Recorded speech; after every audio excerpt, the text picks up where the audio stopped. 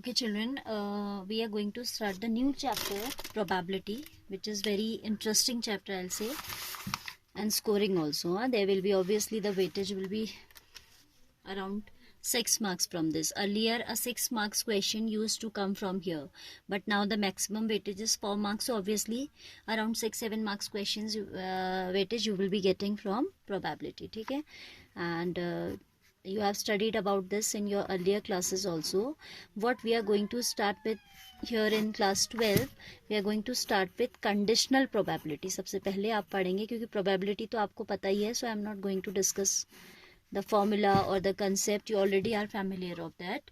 With that, conditional probability is basically, suppose I will explain you with the help of an example, and before I give the example, I'm going to write the formula.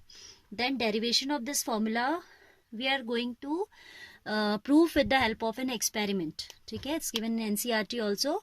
Experimental approach है हमारा इसका derivation के लिए.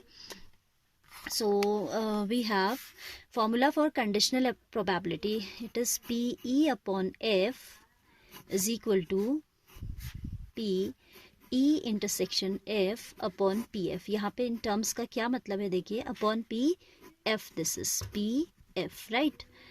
So PEF, E by F का मतलब probability of occurrence of event E when we know that event F has already occurred.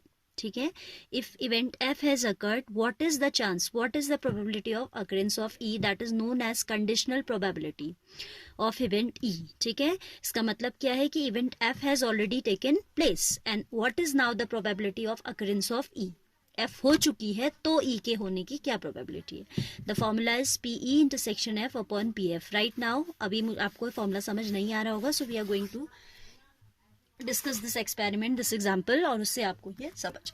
ठीक है, so we are considering, I am taking the example same as in NCERT. तो we are considering the experiment of tossing 3 fair coins together. ठीक है, consider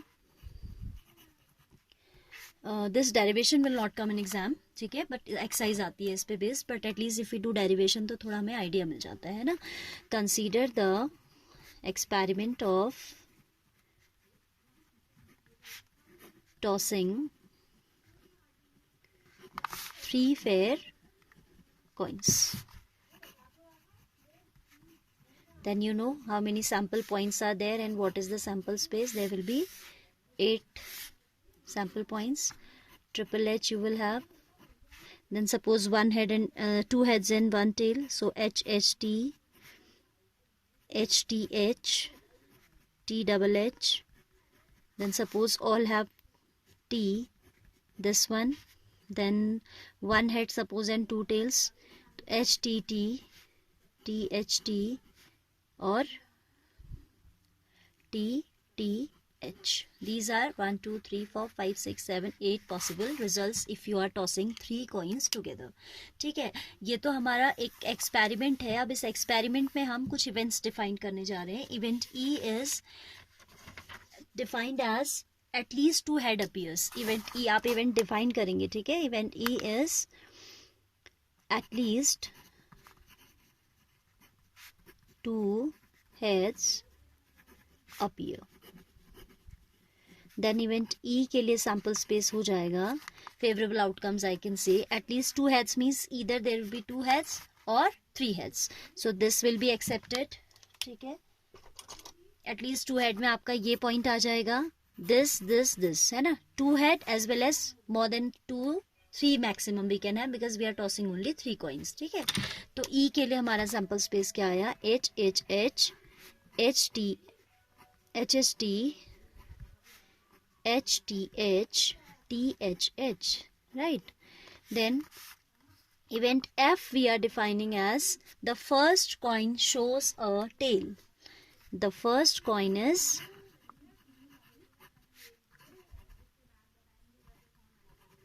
shows a tail. First coin tail कहाँ कहाँ show कर रहा है आप देखिए. फिर से आप अपने सैम्पल स्पेस S को देखिए. Then you know that these are the favourable conditions. Underlined 1, 2, 3 and 4. ठीक है, so it will be sample space for F will be THH, triple T, THT, NTTH, ठीक है, ये आपका हो जाएगा sample space when your first coin is showing a tail.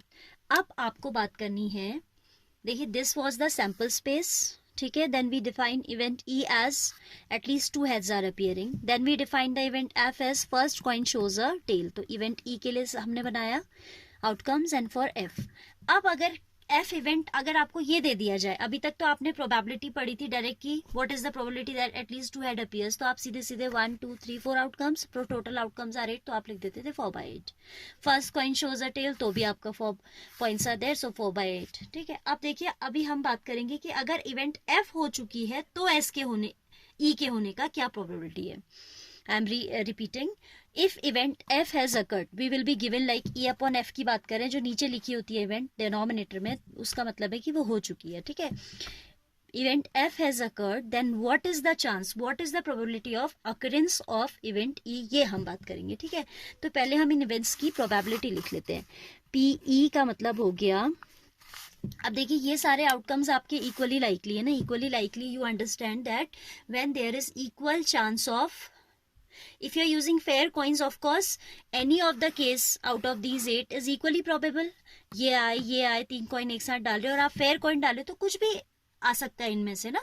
तो this kind when you are using fair means fair coins for example in this experiment, तो this will be equally likely outcomes, इनमें से किसी भी outcome का होने का जो चांस है वो सेम है और हर एक का कितना है 1/8 है, ठीक है। तो PE का मतलब PHHH, मैं ऐसे क्यों लिखा रही हूँ because we'll require it in next coming questions also, तो मैं आपको थोड़ा सा हैबिट डालने के लिए PH, otherwise you directly can write 4/8 PHHT P plus P, and you know these are mutually exclusive events, और आपने 11th में भी पढ़ा था कि mutually exclusive events if you have तो their probability of occurrence of them for finding the probability of occurrence of this event E, these all are mutually exclusive, so we'll put a plus in between.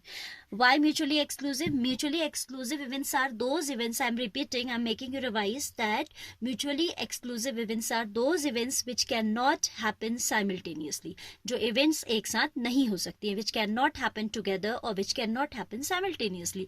तो जब आप 3 coins उतारेंगे toss करेंगे तो या ये आएगा या ये आएगा और this, these all cannot happen together ना, तो ऐसी events को हम बोलते हैं mutually exclusive। So when we have to talk about the probability of such events, their probabilities are mutually added, okay। So it will be P of HTH, P of THH, so you know that equally likely outcomes, so 1/8 plus 1/8 plus 1/8 plus 1/8 equals to 4/8, that is half, ठीक है। Same way we'll find out probability of PF, 1/8 1/8 plus 1/8 plus 1/8, I'm directly writing 4/8, that is again going to come half, ठीक है।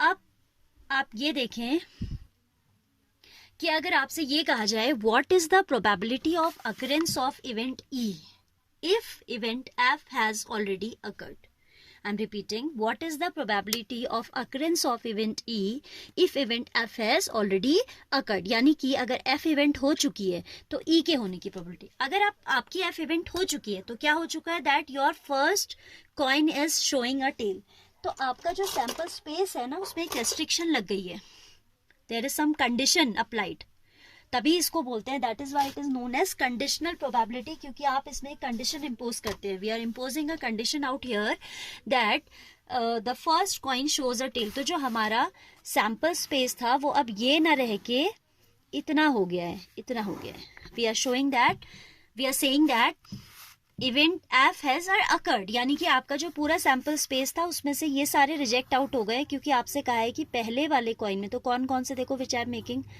a box around which those are possible, event first coin is showing a tail, तो ये और ये इतना आपका रह जाएगा, यानी कि जो मैंने F सेट के अंदर लिखे हैं those are the possible। तो क्या होता है कि when we are imposing some condition sample space get contracted, वो आपका मतलब वो थोड़ा उसके एलिमेंट्स कुछ कम हो जाते हैं, it's reduced basically I can say. तो अगर आपसे कह दे कि what is the probability of obtaining at least 2 heads, तो फिर लैंग्वेज क्या होगी क्वेश्चन की, what is the probability of obtaining experiment आपको दिया होगा, 3 कॉइन्स आर टॉस टुगेदर, ठीक है. What is the probability of obtaining at least 2 heads if the first coin shows a tail.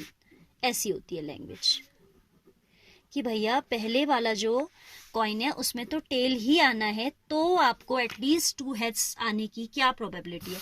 तो सैंपल स्पेस ये पूरा ना होके आपका सैंपल स्पेस रिड्यूस हो जाता है, and sample space is this now. F event जो है ये सैंपल स्पेस है. तो अब इसमें एटलीस्ट हेड तो एक ही केस है ना बेटा. If event F has already taken place, यानी कि फर्स्ट कॉइन ने तो टेल ही शो करना है, तो यही तो फेवरेबल सारे टोटल आउटकम्स फिर यही बचे, क्योंकि आपका जो सैंपल स्पेस था उस पर कंडीशन लगाई, कंडीशन लगाने से स्ट्रेनिंग हो गई. स्ट्रेनिंग यू अंडरस्टैंड नो, कि कुछ एलिमेंट हमने स्ट्रेन आउट कर दिए. सो ये आपका इतने एलिमेंट्स बचे हैं जो आप एलिजिबल हैं, जिन्होंने एंट्रेंस क्लियर कर दिया. It's like an entrance exam कि भैया फर्स्ट कॉइन में टेल आना था तो ये एंट्री मिलेगी फेवरेबल आउटकम्स में, ठीक है. तो इसमें से अब आपको ढूंढना है probability of obtaining at least 2 heads. तो यही तो आपका सैंपल फेवरेबल पॉइंट है. तो what is the probability if event F has already occurred, what is the probability of occurrence of E, that will be how much 1/4, क्योंकि आपका sample space इतना हो गया है, मिनिमम हो गया है ना. So probability of occurrence of, ये रेड पेन से शायद दिखे ना आपको, probability of occurrence, I'm writing very less, but I hope whatever I'm saying that will be helpful for you to understand conditional probability. ठीक है, थोड़ा लैंग्वेज आपको अगर लग रहा है कि मिस ने स्किप किया है तो you can just refer, it's given on page 532 in your book. ठीक है, वैसे जो मैं बोल रही हूँ उससे आपको शायद समझ में, होपफुली आपको आ जाएगा समझ में. probability of occurrence of event E if event F has already occurred. Right? So that is denoted as PE upon F. And you know that अब आपका ये सैंपल स्पेस है, इस सैंपल स्पेस में से एक आउटकम फेवरेबल है, तो it is 1/4, 1 out of 4, that is 1/4. अब अगर हम फॉर्मूला को देखें तो PE intersection F is PE by F is P intersection F upon PF. जरा इस पे बात करते हैं, ठीक है. So if you see, this was the only element which was common to set E and set F. Set E was at least 2 head appear, तो at least 2 head में ये था, and event F was the first coin shows a tail. तो यही element तो हमारा common था, देखिए. तो this can be written as P intersection F or not, ठीक है.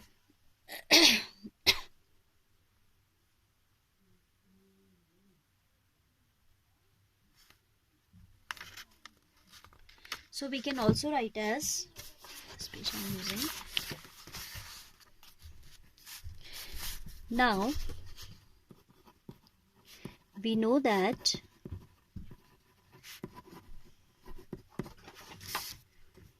if event F has already occurred, F has already occurred, then probability of the favorable outcome, then the मैं लिख देती हूँ, जो मैंने लिखना स्किप किया उसको थोड़ा लिखा भी देती हूँ. then the sample space reduces from S to F. F आपका फेवरेबल सैंपल स्पेस हो गया अब, ठीक है. Right. Now elements of H which are favouring event E. F set के वो एलिमेंट जो इवेंट E के फेवर में, यानी कि जो ये कह रहे हैं कि एटलीस्ट 2 head आए, वो कौन है? Those are which element, that are those elements which are common in both the sets. कौन से सेट्स में कॉमन है? वो E में और F में. इवेंट E ने कहा at least 2 heads should be there. Event F was saying the first coin shows a tail. If we are given that event F has already taken place, तो ऐसे कौन से, तो आपने का सैंपल स्पेस तो ये बन गया. अब वो कौन से एलिमेंट हैं जो इवेंट ई को फेवर कर रहे हैं, तो वो वही एलिमेंट्स है which are common in them. So favourable outcome becomes, then the favorable outcomes are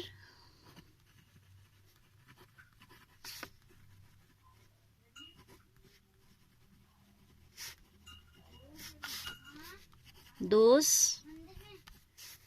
sample points, I can say, those events, I can say, which events of F which are in favor of event E. ठीक है. The favorable outcomes are those events of F which are in favor of E.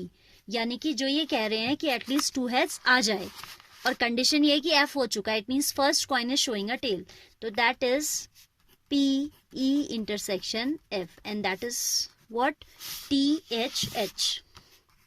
THH. ठीक है, तो ये हो जाएगा.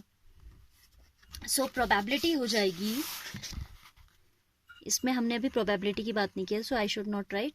आई am just writing an element of E intersection F, it is THH, right. So probability, required probability is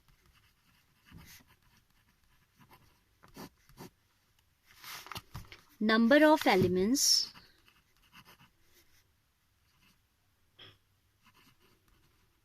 number of events लिख देती हूँ, ठीक है, एलिमेंट्री इवेंट्स हुई वैसे ये, number of events favouring E intersection F upon number of events in favour of, और favouring लिख देते हैं, फेवरिंग F. मतलब वो इवेंट्स जो E इंटरसेक्शन F को फेवर कर रही हैं वो आपकी फेवरेबल आउटकम है. फेवरेबल आउटकम मीन्स जो दोनों कंडीशन को फुलफिल कर रही है कि first coin is showing tail, moreover in addition to the condition that at least 2 heads appear. ठीक है, एंड टोटल आउटकम्स, हमारा जो सैंपल स्पेस बचा है रेस्ट्रिक्शन इम्पोज करने के बाद, like first coin shows a tail, तो number of events favouring F. तो प्रोबेबिलिटी क्या हो जाएगी, required probability if number of events favourable और favouring E intersection F, and total outcomes are number of events favouring F. ठीक है, and this we can write as number of E intersection F upon N F, right. इसी को हम कह देते हैं PE upon F. Conditional probability, probability of occurrence of event E when event F has already occurred. ठीक है, इसमें देखिए अगर हम इसको प्रोबेबिलिटी की फॉर्म में, here on right hand side also we want the formula in terms of probability, so I am dividing by NS, where S is the sample space, because we can divide by the same quantity, so it is NE intersection F upon NS to be divided by NE intersection F upon NS. these अच्छा, इनको हमने cancel नहीं करना है. ठीक है, this we can write as PE intersection F, PE intersection F upon, this was NFI, in denominator I have copied it wrong, it was NF only, and E intersection F upon NS, it was already NF upon NS. ठीक है, तो इसको हम लिख सकते हैं PF. This is the required formula for conditional probability when event F has occurred, probability of occurrence of event E. I hope you got it. If you haven't got it, then you need to memorize the formula. ठीक है, क्योंकि proof तो इसका आता भी नहीं है. वैसे आप समझने की कोशिश करेंगे तो डेफिनेटली आपको समझ में आएगा, right. Go through the derivation twice at least, तो आपको समझ में आ जाएगा, राइट. सिंपल सा तो एक्सपेरिमेंट था. We are tossing 3 coins together, then we are defining the event like event E as at least 2 heads are appearing, and then event F as that first coin shows a tail. Then what we are going to find out, we are going to find out the probability of occurrence of first event if second event has already occurred. So in exercise you will get this kind of questions only, that this has happened, then what is the probability of this to happen. ठीक है, तो यहाँ जहाँ पे condition impose कर रहे, wherever you are imposing a condition in this kind of experiment, that becomes a question of conditional probability, right? This is the first topic of class 12 probability. Hope you understood.